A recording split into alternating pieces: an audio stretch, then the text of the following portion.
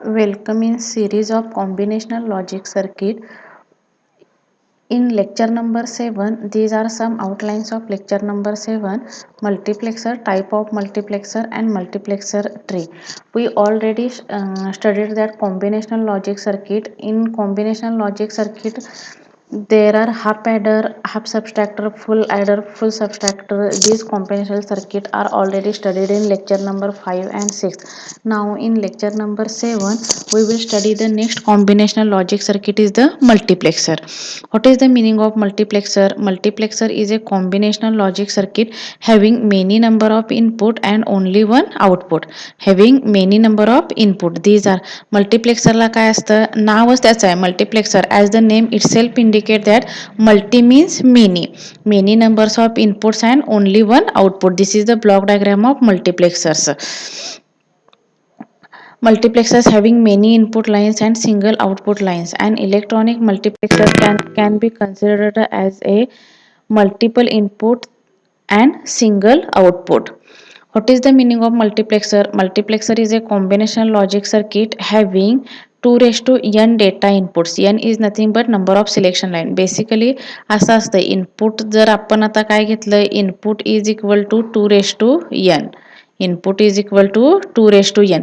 n म्हणजे काय, number of selection line. This is called as A. ह्याला काय म्हणतोय आपण, सिलेक्ट लाईन म्हणतोय. मग 2 raised to n. For example तुमचं जर 2 इनपुट असतील तर सिलेक्शन लाईन किती असणार आहेत, n इज इक्वल टू 1 असणार आहे. म्हणजे नंबर ऑफ सिलेक्ट लाईन काय असणार, 2 इनपुट असतील तर त्याला नंबर ऑफ सिलेक्ट लाईन 1 असणार. जर 4 इनपुट असतील तर नंबर ऑफ सिलेक्ट लाईन काय असणार आहे, तुमच्या 2 सिलेक्ट लाईन असणार. कारण की 2 raised to 2 म्हणजे काय असणार आहे, 4 असणार आहे. ह्या पद्धतीनं हा फॉर्म्युला काय होतो, वर्क होतो. मग मल्टिप्लेक्सरचे डिफरंट टाइप्स आहेत. कोणते कोणते टाइप्स आहेत, 2 raised to 1 मल्टिप्लेक्सर म्हणजे 2 इनपुट आणि 1 आउटपुट. त्यानंतर टाइप्स काय आहेत, 4 raised to 1 multiplexer. 4 raised to 1 multiplexer म्हणजे 4 इनपुट आणि 1च आउटपुट. त्यानंतर 8 raised to 1 इनपुट म्हणजेच काय असणार आहेत, 8 इनपुट आणि 1 आउटपुट. त्यानंतर 16 raised to 1 आउटपुट. मग 2 raised to 1 असेल तर सिलेक्ट लाईन काय असणार आहे, 1 असणार आहे. 4 raised to 1 असेल तर सिलेक्ट लाईन काय असणार आहे, 2 असणार आहे. 8 raised to 1 असेल तर सिलेक्ट लाईन काय असणार आहे, तुमच्या S is nothing but select line. हे म्हणजे काय झालं, इनपुट झालं. आणि हा म्हणजे काय झाला, आउटपुट झाला. आणि 16 raised to 1 जर सिलेक्ट लाईन किती असणार आहे, तुमच्या 4 सिलेक्ट लाईन असणार आहेत. ह्या पद्धतीनं काय असतं. आणि इनेबल इनपुट हे नेहमी प्रेझेंट असतात त्यामध्ये मल्टिप्लेक्सरमध्ये. आता 2 raised to 1 multiplexer. 2 raised to 1 multiplexer त्याचं नावच आहे. 2 म्हणजे 2 इनपुट आहे.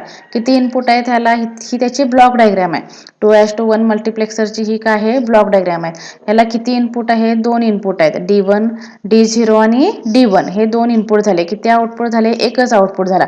सिलेक्ट लाईन 2 raised to 1 म्हणजे एकच सिलेक्ट लाईन इथं अवेलेबल असणार आहे. आणि एक सिलेक्ट लाईन असल्यामुळे त्याचे 2 कंडिशन असतात, एक तर 0 सिलेक्ट लाईन असेल किंवा 1 सिलेक्ट लाईन असेल. आणि इनेबल इनपुट हा नेहमी काय लागतो, तुमचा हाय लागतो.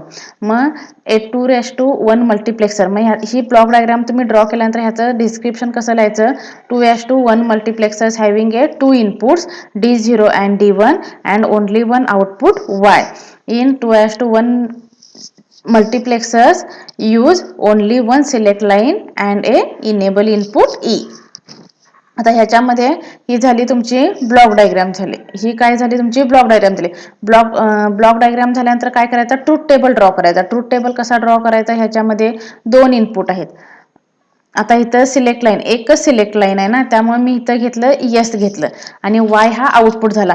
जर सिलेक्ट लाईन तुम्ही 0 जर असेल तर तुमचा सिलेक्ट लाईन जर 0 असेल तर काय होणार आहे, D0 लाईन आउटपुटला येणार.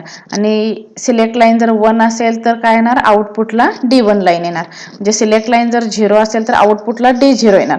सिलेक्ट लाईन जर 1 असेल तर आउटपुटला काय येणार आहे, D1 येणार. म्हणून ट्रूथ टेबल कसा घेतला, आउटपुट त्याचा Y म्हणजे आउटपुट, म्हणून आउटपुट कसा घेतला, S बार. S बार का घेतलं इथं, कारण की आपण SOP फॉर्म यूज करतोय. SOP फॉर्म मध्ये काय घेतोय, S1 0 म्हणजे बार असतं आणि 1 म्हणजे प्रेझेंट असतं. म्हणून इथं काय घेतलं मी, S बार घेतलं इथं बघा. इथं काय घेतलं मी y is equal to D0 S bar आणि D1 S घेतलं इथं. मग त्यावरून सर्किट डायग्राम ड्रॉ केली. ह्या दोन्हीमध्ये अँड गेट आहे म्हणून मी इथं अँड गेट ड्रॉ केला.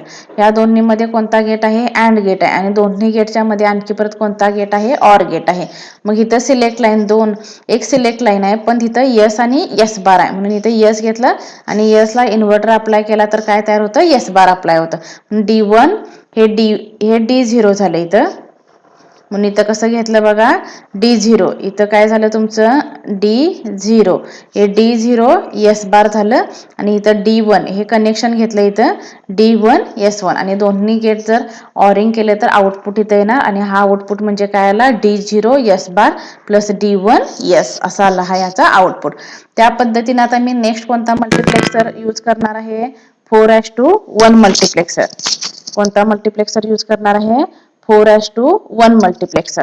आता 4:1 मल्टिप्लेक्सर मध्ये किती इनपुट आहेत मला सांगा? 4:1 मल्टिप्लेक्सर मध्ये 4 इनपुट आहेत. As the name itself indicate that in 4:1 multiplexers having a 4 input and only 1 output. जर 4 इनपुट असतील तर त्याला सिलेक्ट लाईन किती पाहिजेत? 2 सिलेक्ट लाईन पाहिजेत आणि इनेबल लाईन ही नेहमी इथं प्रेझेंटच असते. ही इनेबल लाईन ही नेहमी काय असते? इथं प्रेझेंटच असते. म्हणजे 2 सिलेक्ट लाईन झाले आणि y हा काय झाला? आउटपुट झाला. मग याचा ट्रूथ टेबल कसा ड्रॉ करायचा? 2 सिलेक्ट लाईन आहेत. कोणत्या? S0 S1 या 2 सिलेक्ट लाईन आहेत. जर दोन्ही सिलेक्ट लाईन जर 0 0 असतील तर काय सिलेक्ट होणार आहे? I0 आउटपुट सिलेक्ट होणार आहे. म्हणजे इनपुट कोणता असणार आहे? I0 आउटपुटला येणार. तर 0 1 असेल, इथं जर 0 असेल, इथं 1 नसेल, इथं 0 असेल, इथं 1 नसेल तर काय येणार? आउटपुटला I1 लाईन येणार. आउटपुटला कोणती लाईन येणार? इथं I1 लाईन इथं तुमच्या आउटपुटला येणार. त्यानंतर 1 0 असेल तर I2 लाईन येणार आउटपुटला आणि 1 1 असेल तर I3. मग त्यावरून कसं बुलियन एक्सप्रेशन कसं ड्रॉ केलं? बार S1 बार डॅश म्हणजे काय झालं? बार झालं. म्हणून सिलेक्शन लाईन कशी घेतली? S0 बार S1 बार S0 बार I0. त्यानंतर काय घेतलं? S1 बार S0 I1 घेतलं. त्यानंतर S1 S0 बार I2 घेतलं इथं आणि S1 S0 I3 घेतलं. मग हा काय झाला? ट्रूथ टेबल झाला. आणि ह्या ज्या ट्रूथ टेबल वरून हे एक्सप्रेशन ड्रॉ केलं आणि ह्या एक्सप्रेशन वरून सर्किट डायग्राम ही ह्या पद्धतीने ड्रॉ केली. इथं S1 लाईन झाली, S0 लाईन झाली आणि दोन्हीचे इन्व्हर्टर आउटपुट घेतले. दोन्हीचे काय घेतले? इन्व्हर्टर आउटपुट घेतले आणि त्यावरून ही सर्किट डायग्राम काय केली? इथं ड्रॉ केली. फर्स्ट काय इथं येणार आहे?